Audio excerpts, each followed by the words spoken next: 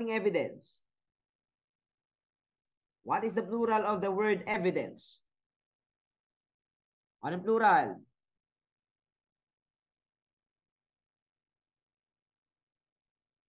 Ha? Anong plural? Oh, sabi ng iba, pieces of evidence. While some others are what? Evidences. O, tingnan natin. Evidence, evidence. Okay? Tandaan, pwedeng ganyan ang tanong sa board examination.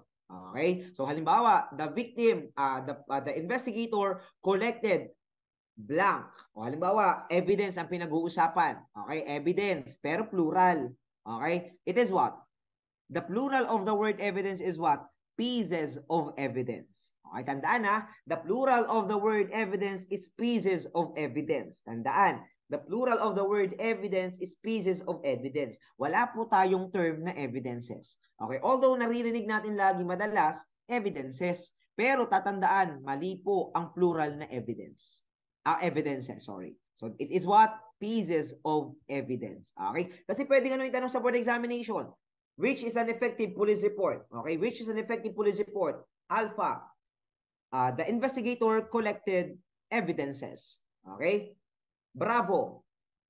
The investigator collected pieces of evidences. O may pieces na, may evidences pa. Okay, ano pa? The investigator collected pieces of evidence. Okay? So, ganun ang pwedeng mangyari sa board examination. Now, kung hindi ka knowledgeable about what? Basic, a plural form ng mga terminologies na ginagamit natin as part of criminological terms, so there's a possibility na hindi mo masagot ng tama. Iisipin mo, ay bakit naman iba-iba? Or kumbaga, iisipin mo is what? Almost same naman or almost lahat tama sa iyong pandinig. Yun nga lamang, ang pag-uusapan natin is what? Yung basic grammar. Okay, kaya anong sinabi? Ngayon pa lamang, as much as possible, learn your basic grammar. Okay, alamin nyo yung mga terms, yung tamang panggamit ng is, ng are. Kasi hindi natin yan madidiscuss as part of technical writing. Because it is now expected, okay? It is now expected that you are actually aware. Okay, you are aware about the grammar. Okay? Kasi nga, you're already a graduate of bachelor, you are already a bachelor holder degree. Okay? So, dapat ngayon pa lamang alam nyo yung mga ganyang basic grammar, lalo na sa ating criminological terms. Okay? So, yan lamang yung pwede kong ma-share. So, iniisip ko pa kasi may mga terms pa din na mali ang paggamit sa criminological terms natin. Okay? So, that is the definition of our, what? Of our police report. Again, anong sinabi? Exact narration of facts. Why? Anong sinabi natin? Why exact narration of facts? Eksakto ang information at dapat pawang katotohanan lamang ang ilalagay natin as part of our police report. At sabi natin, in writing our police report, it must be written in what? In narrative format or in paragraph format. Now, kapag lumabas sa pamimilian, narrative or paragraph format, which is the answer, narrative. Narrative po ang unang consideration. Bago tayo pumunta sa tinatawag nating paragraph format. Eh sir, parehas lang naman ang narrative and paragraph. Eh tingnan mo, pag sinabi nating narrative, matik, ano maiisip mo? Narration. Pag kasi sinabi nating paragraph, the paragraph could be written in first, second, or third view perspective. Unlike pag sinabi nating narrative format, matik, it is what? Written in what we call third view perspective. Okay, always written in third view perspective. At sabi natin, ang ating police report must always be what? Written in past tense. Okay, always written in past tense. Okay, now, mahilig or favorite itanong sa board examination, yung tinatawag natin. Okay, yung tinatawag nating characteristic of an effective police report. Characteristic of an effective police report. Okay? Characteristic of an effective police report. Now, okay? Characteristic of an effective police report. Now, anong gagamitin natin dito for us to remember easily the terms? Okay? So, we can actually use the term. Anong tinatanong nyo dyan?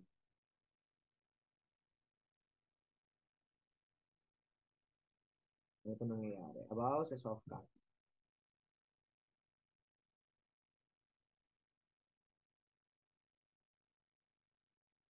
Okay? Anong sinabi natin? Characteristic of an effective police report. We will be using an abbreviated term of facts.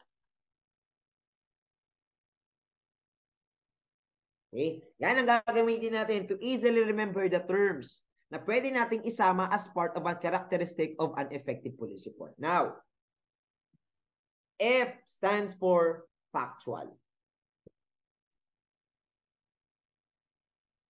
F stands for factual. Now, sir, kapag sinabi nating factual, the information must be what? Objective.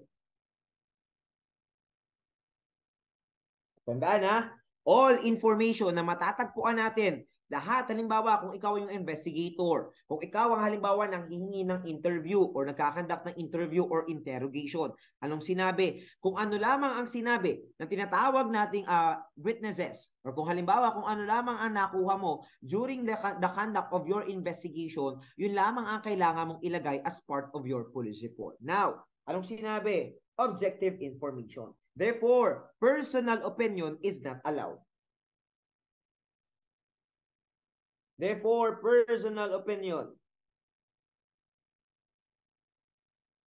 is not allowed. At tandaan ha, hindi daw natin pinapayagan yung tinatawag nating personal opinion. Okay? So, any kind of personal opinion, personal judgment, personal biasness, tatandaan, it is not allowed as part of our police report. Pero, anong klaseng opinion? Okay? What kind of opinion do we allow? Kung halimbawa, ikaw yung investigator, anong klaseng opinion ang pwede mong ibigay? What kind of opinion ang pwede mo lamang ibigay? What kind, not exactly an advice, pero what kind of opinion? Opinion din siya. Pero anong tawag dun sa opinion na yun? Di ba nag-CDI na kayo? So nabanggit na yan as part of your CDI and as part of your CLJ. Okay, it is what? Yung tinatawag nating expert opinion. Okay? Tatandaan, only expert opinion is allowed sa tinatawag nating police report. Sir, opinion pa din yan. Pero it is what? Expert. Galing sa expert tao. Coming from what we call expert witness. Comes from our expert witness.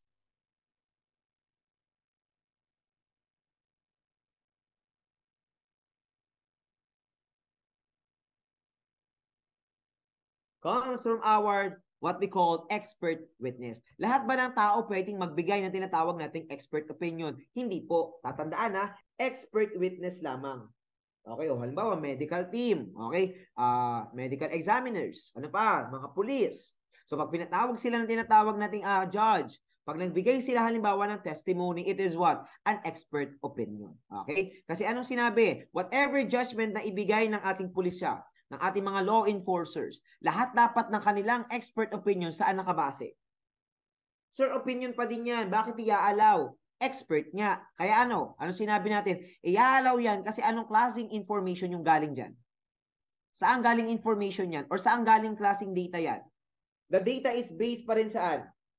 The data is based on the collected information. Okay? The data is based on the collected.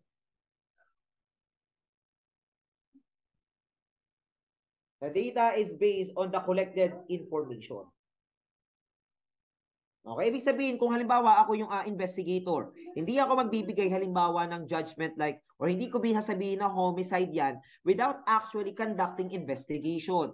Okay, pwede sabihin muna temporarily as part of your deductive reasoning, homicide to. Kasi based upon the surroundings, homicide yung aking presumptive answer or presumptive opinion. Pero along the way na nagkahanda ka ng investigation, okay, along the way na nagkakanda ka ng initial, ng preliminary, ano ba, initial, preliminary, thorough investigation, that is the time na magkakaroon ka ng development. That is the time na magkakaroon ka na tinatawag nating expert opinion. Okay? Still, your opinion is galing pa rin saan? Sa tinatawag nating collected information.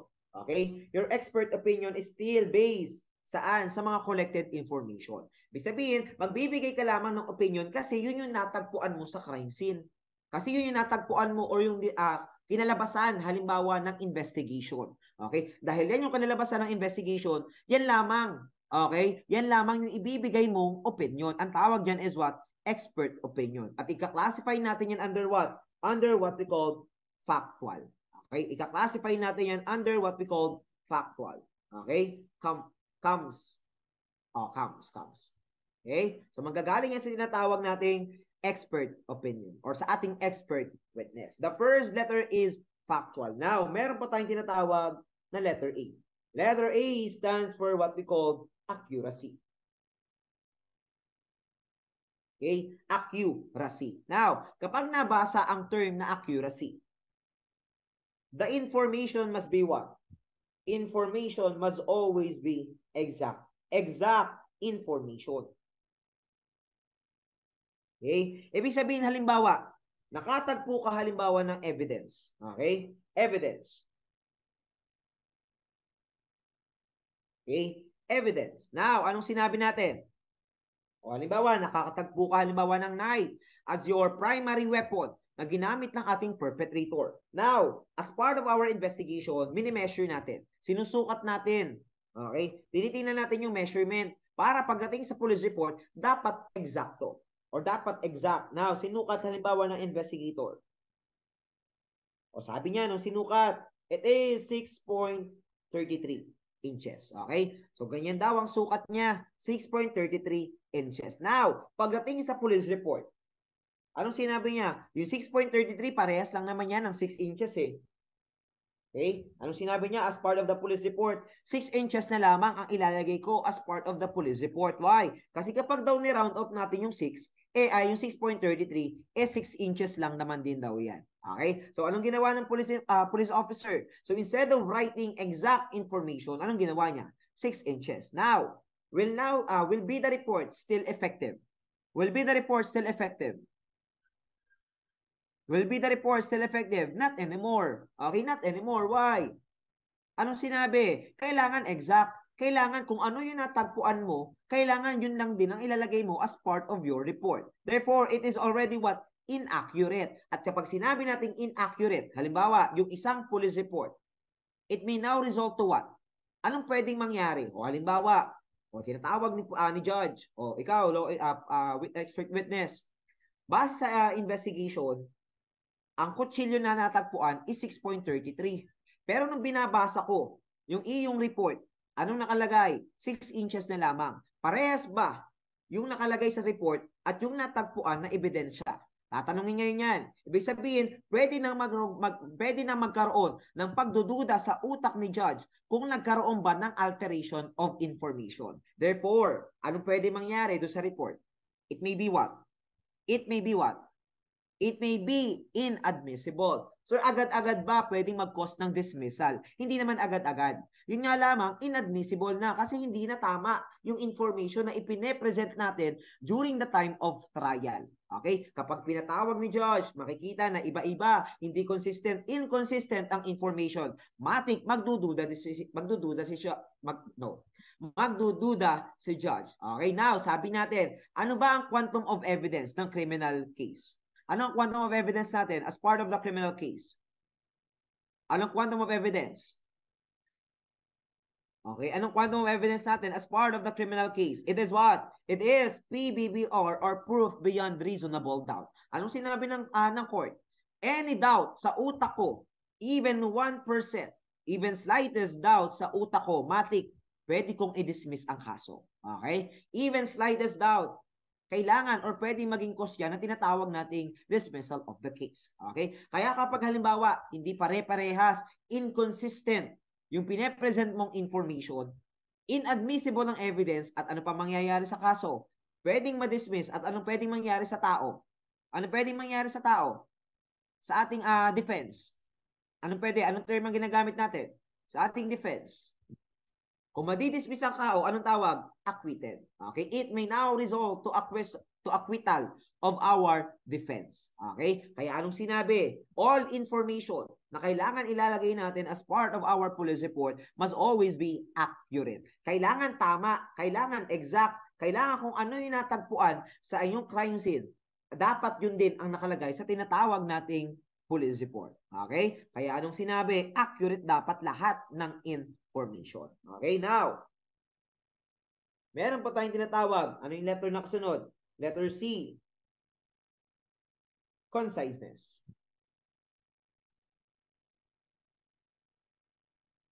Conciseness. Now, pag sinabi natin conciseness, it is what? In other term, anong ginagamit na term ng ating board examiner? Okay, the board examiner is actually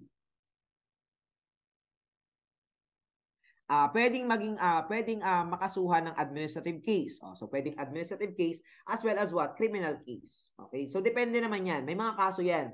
Kapag halimbawa pwedeng administrative pero pag ganyan nababago lamang yung information without malice naman, so administrative case lamang. Pero kung talagang misleading yung mga information, that is the time na pwedeng makasuhan yan ng mga criminal cases. Okay? So usually naman, I believe, hindi naman kinakasuhan ng criminal case. So most of the time, ano lamang? Administrative cases lamang.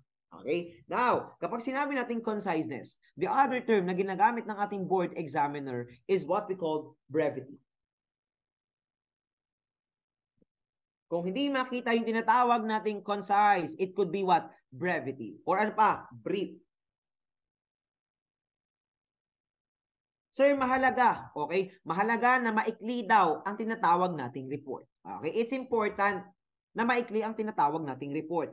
Pero, okay, tatandaan, kagaya ng example natin kanina, instead of writing 6.33, anong ginawa ng ating police officer? Ginawang 6 inches. Sir, mas maikli na ngayon yung report. Pero ano naman nangyari? Inaccurate. Tatandaan, it's important that a report must be short. It is important.